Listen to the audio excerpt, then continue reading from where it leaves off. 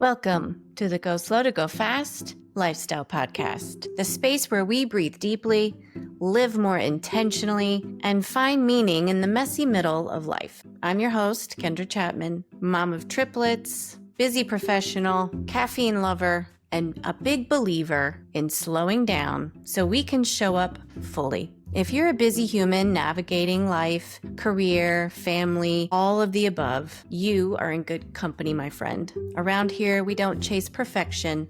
We build rhythms that support peace, clarity, and as I like to say, hygge, because that's my word for the year. And we're diving into a topic that is absolutely foundational to our go slow to go fast philosophy, especially for those of us raising middle and high schoolers. Understanding why our teens act the way they do and how we can be more proactive rather than reactive in our parenting. My guest today is Dr. Jordan Lauer, a veteran educator, an AP European and U.S. history teacher, and host of the Educational Warfare podcast. He holds a doctorate in learning organizations and strategic change. And his book, The Two Backpacks, Understanding Teens and What They Carry, offers truly profound insights into the adolescent mind. So whether you're listening on your morning commute, or while you're doing chores around the house, or sneaking in a little bit of extra quiet time, I hope that you are able to just sit and relax and breathe and let the world around you slow down for a minute, and let's get started. I want to say welcome to Dr. Lauer, who is joining us on the Go Slow to Go Fast Lifestyle Podcast today. It is such an honor to have you here. Before we get started, I want to check in with you about how you're going slow to go fast these days. Well, first, I want to thank you for having me. I really appreciate it, and it's really cool to be on with you. So what I've been doing is, I have 3 kids in multiple sports and school. I have a 17-year-old, a 15-year-old, and a 12-year-old. So I've been really trying to be present in the hectic moments of like trying to get them everywhere instead of seeing it as a burden. Mm-hmm. Making sure, because I know that time will be gone. Like right now, with everything we have to do on our own, it's really easy to see it as kind of, an extra thing you have to do. But, eventually they'll all be driving and then they'll all be moved out. And I'll probably be sitting there like, I miss a little bit of that hecticness, with my kids. So we're trying to do that. And I also make sure with any of their sports or activities they're doing, I'm trying to make sure that I give them a voice in it. I never, especially with sports, I think it's really easy to what if your kid, especially after a game. So one thing I try to do is when they get in, other than like, I always say I'm proud of them for the way they played, but I never talk about the game. I never say, hey, what happened in the third period? Like you had a layup, like, cause that just kind of gets them down. And you'd be surprised if you just kind of say you're proud of them and let them sit. They'll eventually be like, I missed that layup in the third period. And then you can be like, oh, well, what do you think happened? Instead of it's like somebody else coming down on me. So I really try to give them a voice and just be there and enjoy that time. Yeah, that is such a good point for the listeners out there today. I hope that you'll get a lot of insight from a educator, parent. You have multiple teenagers in your household, and you've written a book about what teenagers are going through. So if you can let's unpack that backpack for a minute, a little bit about your new book and how it came to be and, how it's really helped you navigating as a parent of teenagers. Yeah. With the book, I got my doctorate, finished my doctorate in December of 2022. I really, that showed me, I always had this idea kind of rattling around and been growing. But once I did that, it showed me 1, I can research well, and 2, I can write well, according to, not just me thinking that, but, I passed my dissertation, my professors talked to me about it. So I was like, okay, I think I can do this. And it's very daunting. I'd obviously written before. I wrote an article for Administrators Magazine on how superintendents are basically de facto politicians, and that was published. So I knew I could write. So the idea behind it was this is my 16th year in education. So after years in the teachers' lounges, I started hearing the same refrains about teenagers. All they care about is put in whatever's the most popular thing, or they're lazy, or they have no work ethic. But then I started realizing, wow, it's been 15 years. I keep hearing the same thing, but that item keeps getting pushed back. In the 70s, it was probably comic books. In the 80s, it was music and pop culture. In the 90s, it was video games and the action movies, right? 2000s, it became social, like early stage of social media, MySpace, it was computers, and then it switched to phones, and now it's kind of switched to social media, like the legit social media, like the Mm-hmm. dozens that are out there. So I was like, there has to be something going on, because if this was said about me when I was in school, now we're still saying it, what's really causing this? So so I really wanted to look into, and I realized, kids have two backpacks. They have their one that they carry to school with all their supplies in it, little trinkets, treasures, a crushed up granola bar, stick of deodorant, that type of stuff. And there's a second one that carries everything that we can't see. Maybe it's being bullied. Maybe it's, problems with your social life at school. Maybe it's something at home. It's definitely in their natural development, the things they're going through. And then, added pressure. So I really wanted to look into that. And that way if we could open up that backpack and look into it and at least know what's in there, I think that automatically right there, just doing that helps to mend some relationships between teens and adults and teachers. Yeah, I mean, I think that message is so crucial for the parents listening out there. There might be some educators that work with teens that need to hear this too. So, what would be a piece of advice that you would have for parents that are dealing with that teenage angst right now? And, this is kind of timely. While there might be somebody out there listening to this 5 years from now, right now it's kind of that time of the year where we're getting ready to go back into school. So kids could be a little more anxious than normal because they don't know what it's going to be like on the first day, who's going to be in their classes, what their schedule is going to look like, all the things. But then as you ease into school, there's going to be more work to do as they kind of progress through their years. So what would be a couple of pieces of advice that you would have as a parent and an educator for parents like you out there? Well, and that's some of the things, when we are the biggest thing when we talk about teens, it's really easy because, our children start off as little cute and they come up and they want your attention all the time. And Mhm. then we start to get, where they're pushing away and they're starting to get isolated, right? I always say that they slink out and they grab a snack and they slink back to their lair. In our house, we have a ranch style house. We don't have a bonus room. We built a cabin outside as like a Christmas present for all the kids, so they get their space at their friends, wherever. But when they were little, they were always out there with us. There was time like we got excited for bedtime because it's like we get to watch a show that's not a Mhm. cartoon, And now, I mean, and not just now, it started a couple of years ago, and now like they barely come out. Sometimes they come out, we're like stare at them, and I'll look at my wife like, "Don't make a noise, you'll spook them," And that's one of the things that tends to happen with that is, and it's subconscious is parents often kind of almost take that as an affront to themselves. Like, oh, I'm Mm. not good enough to be out here, when that's completely natural. What are they doing in their lair? They're figuring out Mhm. who they are. They're Mhm. they're figuring out musical styles. They're figuring out the things they like and don't like. They're figuring out how they're going to connect with people. So I think using that, one, making sure we're not kind of automatically like every time you see them, we have to really start to kind of realize, what are our interactions been like? Have every time they have come out of the room, have I been positive to where they would want to come out? Or have I taken that time to kind of use as a parental moment? Like, hey, did you take out the trash? Hey, Mm. remember I asked you to clean your room? So with the limited interaction, you have to start to realize how many of my interactions are being positive with my own child. And then you're going to add what you refer to going back to school. You're going to add that angst of a lot of changes. Their pure life is the most important thing to them because they're trying to figure out again who they are. You've instilled, and if you're a parent, a teacher, I have no doubt you've done a great job putting the values that are going to be the core of that. But they Mhm. have to now branch off from that. So it's easy to realize, your kid may snap at you these next couple of days. And Mhm. what and a bunch of things, a bunch of things I say in my book, I love to cover a bunch of things I say is, you're the adult, right? Realize that it's really easy when, you can be like, I've given you life. I've given you the stuff you wanted, what I've sacrificed. Now you're going to give me this attitude. But if we look in that backpack and realize there are some heavy things weighing them down, Yeah. there's a commonality. And you even see this relationships, like to your spouse, like who do you snap at the most? You snap at your spouse, the person who loves you more than anything, the person who will, no matter what, will take care of you. That's who we snap at. Why? Because we're comfortable. Mhm. We're safe, so we can let that out. That's what your kids do. They can't Mhm. snap at a teacher. They'll be in an office. They can't snap at a friend. They'll be a pariah. They snap at you. So kind of realize, like, you know what? I'll be the punching bag right now. Nothing that was said was that bad. Now, obviously, you have to get to a level where like can't be super disrespectful, of course. But if it's just something like that, so I think realizing, one, helping them realize, like, hey, this is change. It's a lot. What can I do to help? Hey, what do you need? Just kind of be there for them. Sometimes it's little stuff, those small moments where they may roll their eyes at you.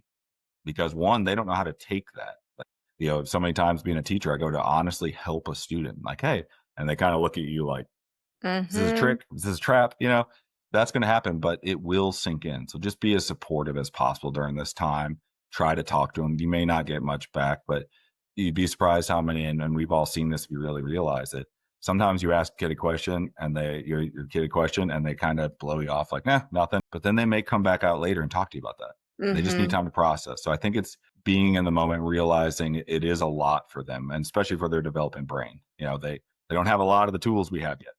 So we have to keep that in mind. In chapter 2 of the book, I talk a lot about brain development and how that's a thing in their backpack. So I think that's one thing. Just be understanding and be there for them. Yeah, I think your visual on the cover of your book, the two backpacks, is such a great visual for parents to remind you when you're in that moment and you want to yell at your kid, just take a breath and remember that there's a lot of unseen stuff going on, and you're not going to get to the bottom of it in the bottom of that backpack anytime soon unless you just kind of wait for them to come to you and give it a minute. Like you said, like you and your wife are outside and you see the kids come out for a second, you don't want to make any sudden moves. It's like they're Skitter in the back in. wild. Yeah, absolutely. So, knowing that you've got this idea of the book bag, the backpack that's got two sides, the light and the dark, the seen and unseen, I think it's obviously speaking back to the research that you've done for this book, all about the brain science and those real world studies. Can you elaborate a little bit on the psychology and the social and neurological factors that are going on there? Just to give them a little taste, because they're going to have to get the book. Right. I start with, and it's kind of scary when you're writing a book. I started with brain development. And, you know, if you're an educator, you know, the book's written for, I really wanted to make sure to write it for not only, you know, not only teachers, parents, teens, anybody who's in the orbit of a teenager, because we, as teachers, we have a lot of handbooks and workbooks, and this is not that. It's more like a conversation with me, kind of talking about these issues.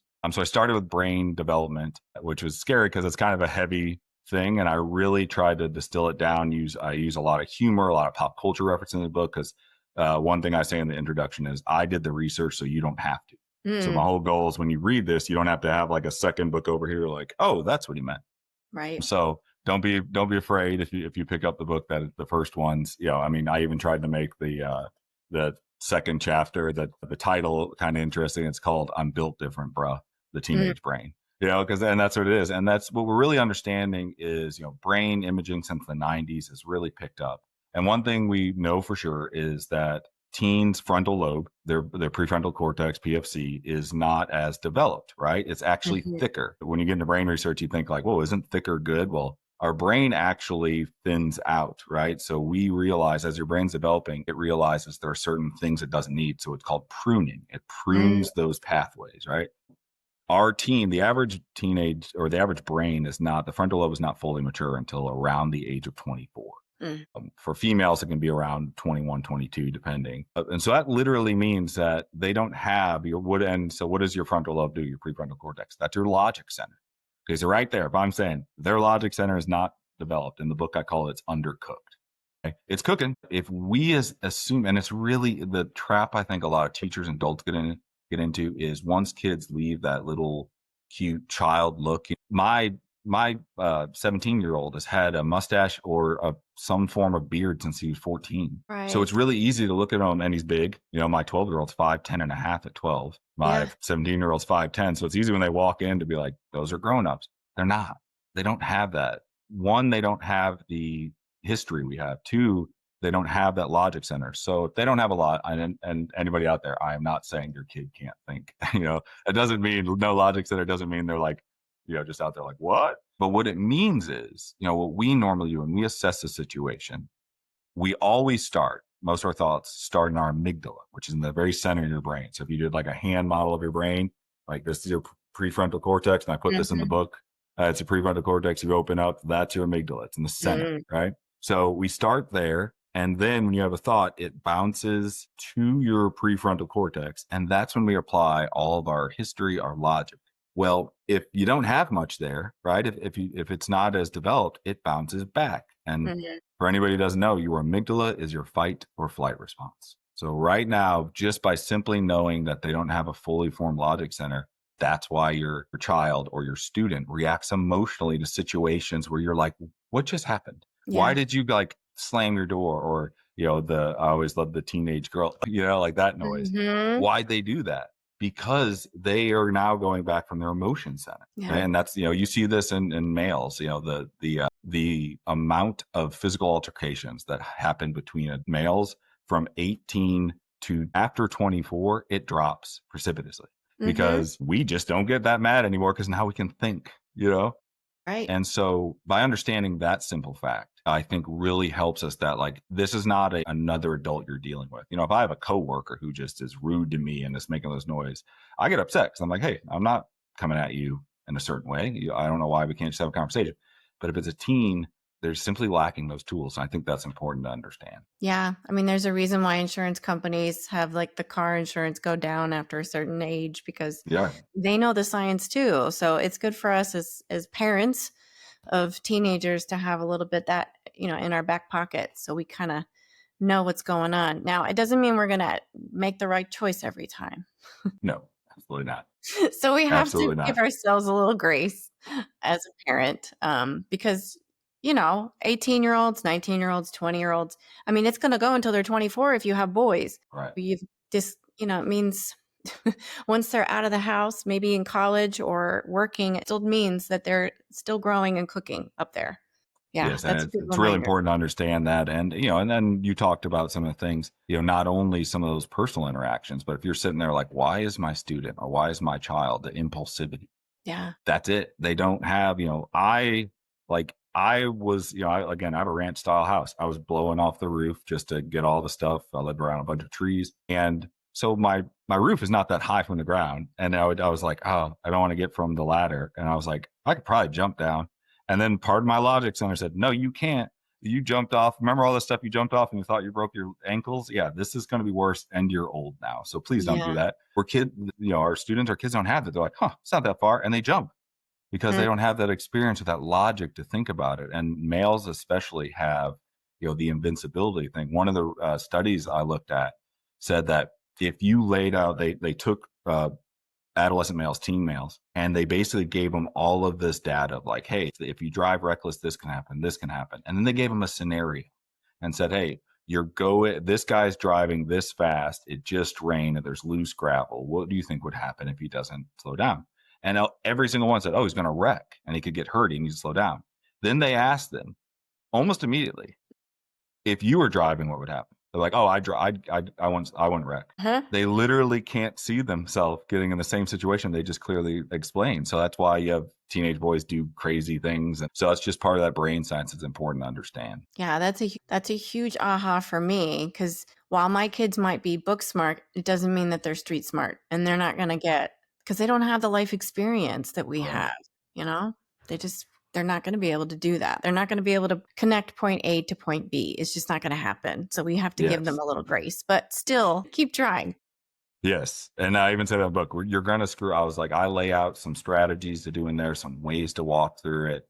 I give a lot of two different, dialogue samples to where it's like, if you try it like this, look what it'll look like. If you look like this, just to kind of give those. And then I say, you could do all this and you'll still get a door slammed in your face because we just don't know. But it's better than doing the same thing we've been doing where they slam the door and then you're screaming through the door. Like let's try to change some of those things Yeah. and by better understanding. And you bring up a good point. Like when that door slams and you feel like you've failed as a parent, whether you've tried Dr. Lauer's book scenario or your old method. Okay, let's say you get the book and you've tried a process and then you get the door slammed. Just know that there's going to be the next time. Your next conversation is when you can have a try again moment. And so, from your perspective, what would be some like primary reasons why middle and high schoolers act the way they do or feel the way they do? And it baffles parents. Part of it goes back to the brain science. But what are some other things that are probably going on? Well, some of the other things I talk about in chapter 4, I talk about emotions and just like what are those, where are they coming from, and they have them. Chapter 5, I talk about anger and like what anger is. And, anger is one of our oldest, it's one of those 6 primal emotions that we have. And it is really important. And anger, I mentioned in the book, I make this connection that anger is a lot like alcohol. It is alcohol and anger. They're neither good nor bad. It's the way they're used. Like your anger, like anger can be quite justified and very important because it helps us set boundaries. If somebody's doing something to you and you get a little angry, they know, oh, I can't do that. That's a really important thing for boundaries.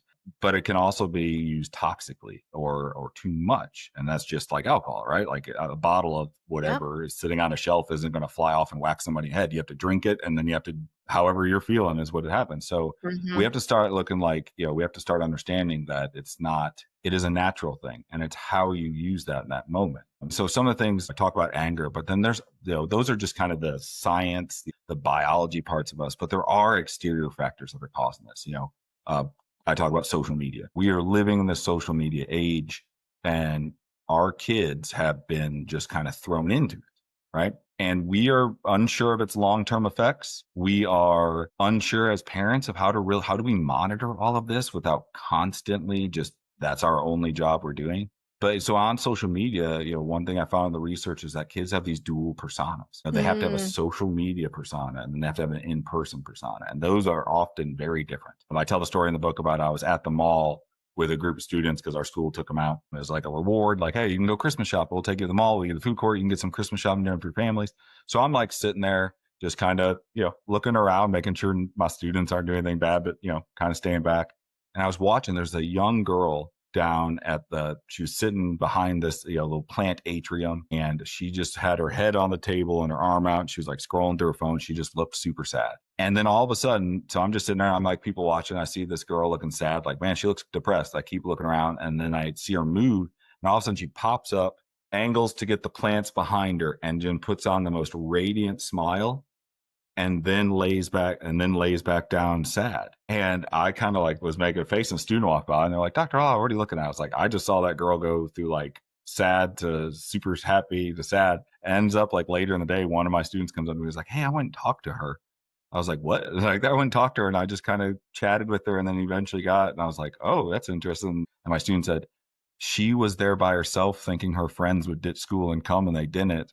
So she took that photo to show how like such a good time she was having. Even though she was sad that she was kind of like, one, she ditched school, so did something wrong. But two, her friends didn't show up and she was alone. She posted an online persona of these pretty plants behind her looking all happy. Like, look how, I'm happy. I'm having a good time. I don't need anyone. And that's like social media makes them do that. So if you're wondering why you're all of a sudden your daughter won't wear any of the clothes you buy for them, even though before it was like you could buy these clothes, they'd be like, yay, and now all of a sudden they have a very specific style, or your son starts liking certain types of music. That's that pressure. So they're constantly dealing with that, like this pure acceptance thing. Again, that goes back to some of the crazy behavior things they do, because they will do things they know are wrong to get pure acceptance, even if it means that they know they'll get in trouble from us, because they're trying to get closer to their peers. Mm. They're supposed to leave us. They're trying to make their own thing. So there's things like that. There, again, with social media, I tell the story in the book. Like when I was a kid, most of us did. I had a bully in third grade, and he'd kind of pick on me, and it made me really sad. But when I got on my bus, I knew it was done. I was home. Like I'd be sad about it, but I didn't. Now with cell phones, like your phone will go bloop bloop bloop bloop bloop bloop, and it can all be that bully. That you can be bullied 24/7, and that's really hard to deal with. Yeah. Just think how if we have a kind of an aggressive boss, think how much it follows us home and like how much it weighs on us. Now Hmm. imagine if that boss was like emailing you just like straight up degrading.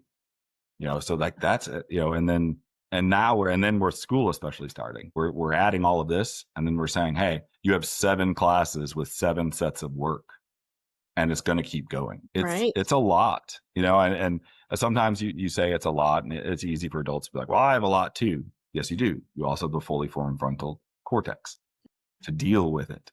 So us adults go through a lot. We have a lot of stressors. We have a lot of pressure on us. We also have the tools to be able to work with it. And frankly, a lot of adults, even with those tools, still struggle. So imagine being a teenager without some of those tools.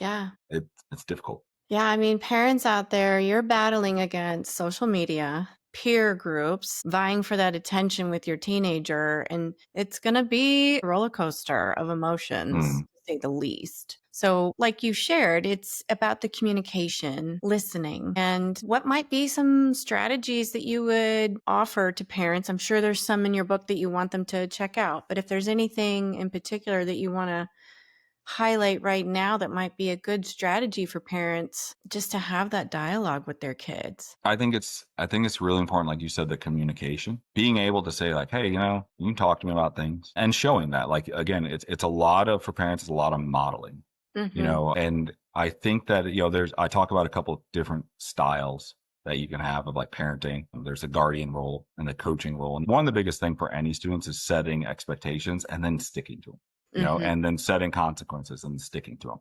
Science has shown that as much as kids fight against that, they love structure. The brain loves structure. It needs it, right? So it's the Right. same thing. If you're going to say, hey, I expect this, I want this done, but then it's also setting reasonable ones, right? So I think with the way everything they're dealing with and everything going on, one thing that teenagers tend to strive for the most is time management. Not the time management we think of, or like, I'm going to do this and be very organized. It is, they don't have really anything that's theirs. Like everything is like, you got to go to school here. Here's what we're doing this weekend as your family. So that's why often when you ask them to do something, they wait to the last minute. So instead of saying clean, right? Instead of saying clean your room, and then you kind of decide arbitrarily without them knowing when that should be done, you're kind of setting yourself up for a trap.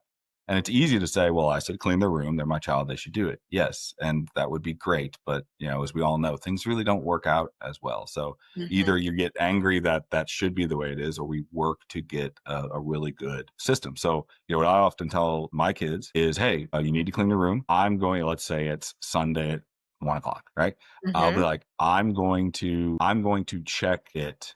Like, I need your room clean and I need it done by, if they have football practice stuff, I need it done by tomorrow night by like 8. So Mm-hmm. now you've given them a time frame, and now they know when you're coming in. Right. So one, that kind of sets up like they have a little time to do it. So I don't have to jump on it right now, and then it avoids that fight. And you could also remind them, the next day, like, hey, remember we talked about cleaning your room, need it done by 8. And then if they don't do it, now you can sit down and have a really reasonable adult conversation that sets them up for future success. Hey, I asked you to do this. I asked reasonably. You agreed, and you still didn't get it done in time. Yeah. What do you think should happen? And a Mm-hmm. lot of times they will fill out the thing like, I should probably be punished. And I'm like, okay, what do you think's fair? And you can even ask them, what do you think's fair? And they're Mm-hmm. like, and they'll give you like, I should probably give you my phone. I'm like, that's a good idea. And now they're processing there instead of, why isn't your room clean? I don't want to clean my room. And you're having an argument. Nothing's really getting done. Okay. So and I think that's it, setting those expectations. I think that really helps. I'm always, I'm not perfect. I tell a story in the book. One time I'm running late for work. I've got to drop my youngest off at his school. We open the gate to go to the car, and our little puppy gets out. And she thinks it's a game to be chased. And Mm-hmm. she's little, she's this big. So she's like just nobody can catch her. And Yeah. my youngest is trying to get her. I'm yelling. We finally get her. I'm mad. I literally, I think it's really important, especially for boys. Before we got out of the car, I said, hey, I'm sorry. And then later I sat down and said, I'm really sorry because I got angry. Mm-hmm. And I really, how did that make you feel? And I want to ask him. And now you're making that emotional bridge, but more importantly, for a young male, he's now seeing that it's okay for a male to say they're wrong, say they got emotional, and apologize. And I don't think enough of our young men know that. I'm not a small guy either. So like when a kid sees like, oh, a big guy can do that, I think that's really important for his future relationships and careers. So it's just a couple things like that. You're still getting what you want. You're still setting the tone. You're still the parent, but it's avoiding those conflicts. It's the same thing any good boss would do. You set clear expectations, you set clear Mm-hmm. deadlines and consequences. Yeah. I think that structure helps their brain really work through some of that stuff. And you brought up some good strategies for parents to consider because, like you said, you're still the parent, you're still setting the expectation, but if you allow a certain timeline to be shared to your child for when you want it to get done, then that gives them some choice of how that looks. And so that's a nice give and take. It's a good compromise. It also works really well if you have any children with ADHD. Mm. So my youngest has it, and he's super smart and super witty, and he's the most empathetic person I've ever met, which is great. Makes me really happy. So for him, one thing you can do if you have a child that's a little bit like that, one thing is instead of saying clean your room, I need you to pick up all those toys and put them there. Come tell me when you're done. You Mm-hmm. come in, good job. Now I need you to do this because ADHD brain, will be like, they'll go pick up a toy and they'll put it here, and then they'll see a sock over there, and they're really not doing anything. So if you do those steps, now you're going to get, one, they feel super successful every step along the way. Mm-hmm. Two, they're going to feel great because they get the room done. And three, we've all had it where we say, clean your room, you hear them in there and you go in to check and it's just a nightmare Yeah. because they didn't really know how to clean. They shove things places. So you're like, and then you get upset. You're like, I said, clean your room. They're like, I did. Look, there's space in the middle of the floor. I was like, Yeah. well, now it's all in the corner. They're like, but not the middle. It's like, that's not cleaning. So it really helps. So that's a really good way, and any teachers in their classroom as well, researching, ADHD. The best way I explained is if you tell a neurotypical, child, hey, get your folder out of your backpack. Easy, right? Mm-hmm. Unzip folder. For an ADHD student, it is multiple steps in that. Locate backpack. Right? Open backpack, Yes. Find proper folder, pull out folder, open folder. And in all those steps, if anything distracts them, they're gone. Yep. And that's why you get those frustrating in the classroom of like, I said, open your book. And that kid's still sitting there staring around, so it's like, hey, locate your folder. So it's like making sure to give things by those steps allows them to really figure out what they're going to do. Yeah. Yeah. And, that requires a lot of patience on a teacher and parent side of things. So if you don't have that, then it might be a good idea to consider getting 2 backpacks and start thinking about ways that you can mask that impatience, because we've all been there, but it could give you some strategies for what to do next when this happens, because we're going to get frustrated. We're human, right? Yes, you are. Yes. You have to, and that's again, and it's okay. Like I said, I got super frustrated that day. I'm writing this book about how to understand teens, and I'm yelling at my kid who had nothing to do with it. He kind of left the gate open about a second longer than he should have. Like, that's not really his fault. But I was like, yeah, I got frustrated. I'm sorry. Here's all these factors. And, because I didn't take the approach of, I'm the parent, I got mad, deal with it. It made like now, and like, I'll even crack jokes. The other day, the dog ran out, and she's bigger now and listens because she's been trained. But like, she bolted out, and he was standing next to me. He put his hand on my shoulder. He said, "It's going to be okay, Dad. It's going to be okay." Yeah. He made a little fun of it, and I'm like, "That's good because he's safe enough." And I laughed, and I was like, "It is." And I said, "Go get the dog." And he was like, "Oh," So it made that's a safe space, and if kids feel safe, they will. A lot of the things you want, the behaviors will start to come. Mm-hmm. Agreed. Yeah. And it is about that give and take, it's communication, it's the strategies for success, like you've already shared, and then focusing and leaning in to try to get that connection. And, they would rather be with their friends. Let's be honest. Yes. That's who they want to be around right now if they're a teenager. So you would just have to be okay with that as a parent. Yeah. And they definitely do. The peer relationship is everything. And their brain is literally tell them go out and find your own. And that's evolutionary. In the book, I talk about a study by Robert Sapolsky.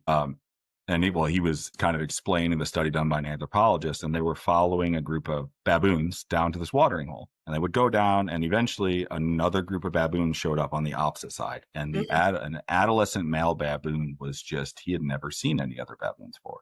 And so he started like charging the edge of the water, but then going back and charging the edge of the water and going back. And then his troop left and they came back. Here comes the other set. So this time he's charging the edge of water and he's running around to their side, but he's sitting far enough away. And eventually he keeps charging and going. He gets closer and closer and he stays with them eventually. And then he comes back to he's in their circle. He's not getting attacked or anything. And the next time his troop comes back, he goes there and he leaves with that other troop.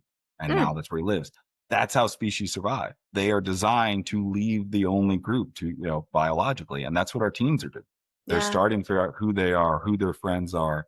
And as heartbreaking as it is, that's exactly what we want, right? We don't want any failure to launch syndromes where our kids won't leave our houses when they're 30 something. So we want that. And it really starts in the teen years.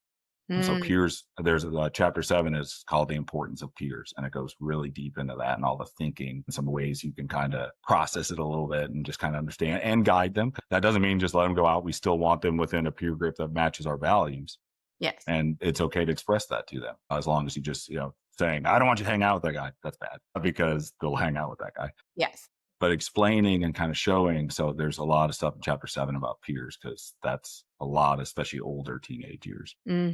Yeah. And as a mom of almost 11-year-olds, it's a good reminder because my husband and I are in that phase right now where we're excited when they go to bed because we actually have a little bit of time to ourselves, but we know that we're going to miss it later when they don't want to be with us. So it's definitely good that you're showing that side of teenagedom and a parent living it as navigating those teenage years. And I know it's coming. So thinking about you as a veteran educator and understanding the classroom and what that looks like, and also the parenting side, what would be some ways that parents can be more proactive to partner up with their school to help their teen as the year gets started, as they get into the next school year? I think with that, one of the most important things is be involved and help your child be involved. But Mm-hmm. when you're involved at the school, it makes it like that's where they spend the most amount of their time. Our students are at school more than they're at home. Mm-hmm. And that's their group and that's their social stuff. So if you are involved in knowledge, right? Make sure every school now sends out newsletters now. And I know if you're working, you see it pop up and you're like, they'll tell me if they have something because it's like, I got to do this. But read through that because there might be something in there that would be really good. It means a lot when you go, hey, isn't there isn't there an important basketball game this week? Do you want to go? And they might be like, no, like, well, let's go. Like, I'll go and you can see your friends. And that just means like, one, my school where I spend time is important, Mm-hmm. and that makes it one. Also, if you have knowledge, they can't get away with it. Right. Yes. Like, my youngest, me who's a little bit younger, was always like, how do you know when I have stuff due? I was like, I know everything, son. Yeah. You've learned this. And But even I if was like, you don't see it. right. And I was like, and I'm a teacher. So our teacher circle, they're going to call me first. And he's like, ugh. Then he knew, okay, I'm not going to get away with not doing an assignment. And that's Mm-hmm. important. So that it just helps them know that you're paying attention. But two, it shows that it's also an important place and it makes it harder for them to get into behavioral issues at school if you're present Yes. a lot. Right. Because it's, the teachers or you're a part of the school. And again, it might be, so still a lot of parents might be like, oh, cool, he's giving us homework. Oh, but again, we were just talking, your teens are going to start to separate from you, right? Mm-hmm. Naturally, it's normal. So if you're part of that stuff, you get a little bit more time. And it doesn't mean they have to sit next to you, right? If you go to a football game, they will not be next to you at all, except when they come up like, can I have nachos? Can I have like some food? That's when they'll come up. That's fine. But they know you're there. And that Mm-hmm. means that stuff that's important. If they're in anything, try to go to everything you can. When I got my doctorate, they were a little younger, and I told my wife, "Hey, it's going to be a little difficult," but I was like, "I'm not unless I had to for like a class, actual you have to be there." I was like, "I'm Mm-hmm. not missing anything," because it's easy for adults to be like, what I'm doing is important, but they don't understand that as much. My kids, if I would have never been around or been like typing and missed stuff, they would have been like, oh, he got his doctorate, and they would have been at graduation happy, but they really don't understand it until they're older. Right. And we don't ever want our kids to be kind of like questioning us. And then when they hit 25, like, oh, I get it now. That means you had 10 years of like tension there. Wondering. Yeah. Yeah. So I just stayed up really late and didn't sleep. My kids now, when they're 25, they're going to go, I'm trying to get my master's and that's hard. And dad got a Yeah. doctorate and he didn't miss anything. And that's like, Mm-hmm. that really cements that, Mm-hmm. and it shows them the importance to be there for their kids, Right. which that's what we all want. We want them all to be better people and better parents and more successful than us. Right. So, Yes. so being involved, I think is really important, and communicating with a teacher. I'll tell any parents out there, there's a lot of stuff about teachers in the media. It can be negative or, we were heroes during COVID and right after COVID, we were back to, Yeah. I don't know. It was weird. Child's teacher is not coming after your kid, or we don't really have time for that.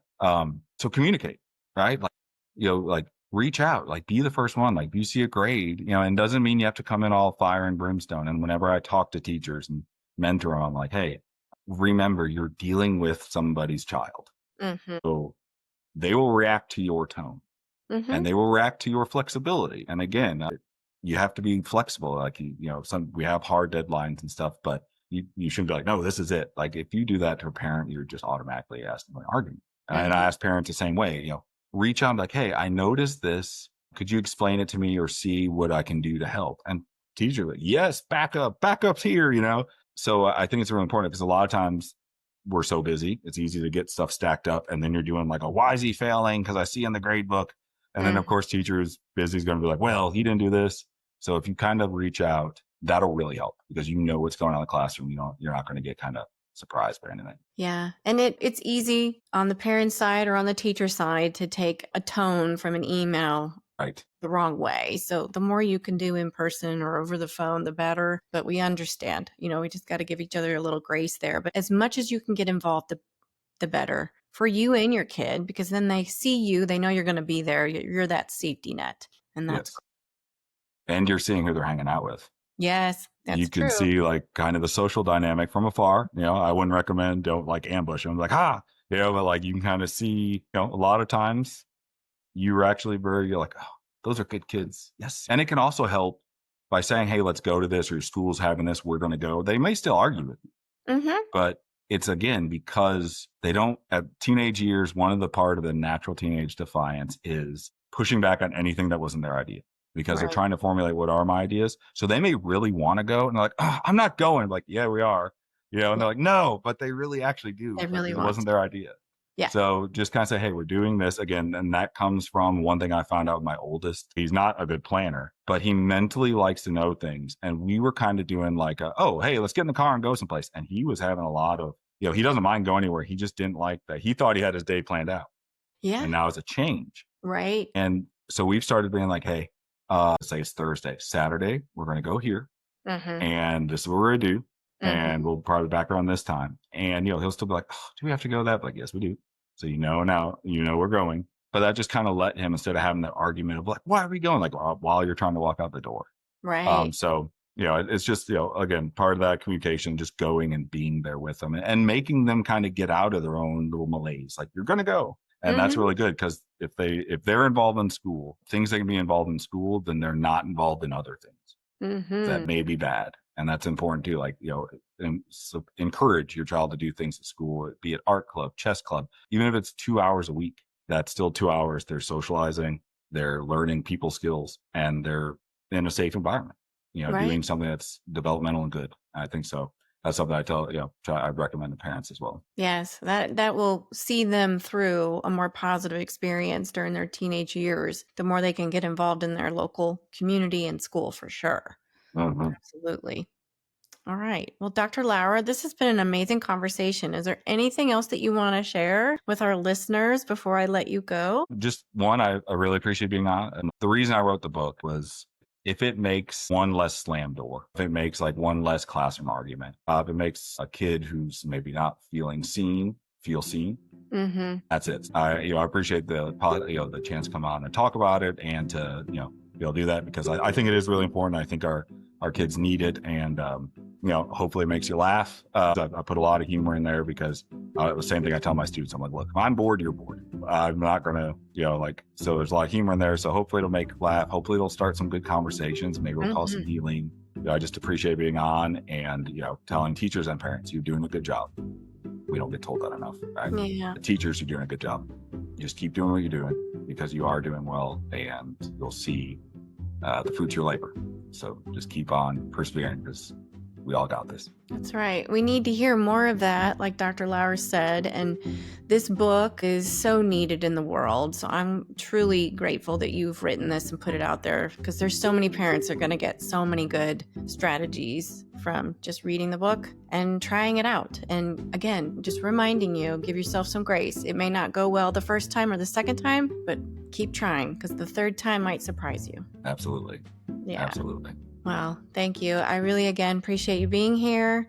And I hope you have a great opening for the school year and a great start back into the year with your kids and your classroom. That's it for today's episode of the Go Slow to Go Fast Lifestyle Podcast. I hope that you feel inspired and empowered by Dr. Lauer's wisdom to take proactive steps towards building stronger, more empathetic relationships with the teens in your life. And now I'd love to hear from you. What's one insight that you are taking with you into the rest of your week? What resonated with you most based on our discussion today? And what's one proactive step that you're going to try this week as you interact with the teens in your life? Let's keep the conversation going. I'd love to hear from you. And you can find all of my information and Dr. Lauer's information in the show notes if you want to reach out and connect. Dr. Lauer's book is on sale right now at Amazon, and you can also order it on his website. If you loved this episode, I hope you'll consider sharing it with a friend or everybody who needs a little moment of calm or clarity in their parenting journey. And as always, stay connected and remember, go slow, be intentional, embrace the season you're in, and know the light in me and the parent in me honors the light and parent in you. And as we head into the rest of this week, let your light shine through. As always, thanks for listening, and go slow to go fast.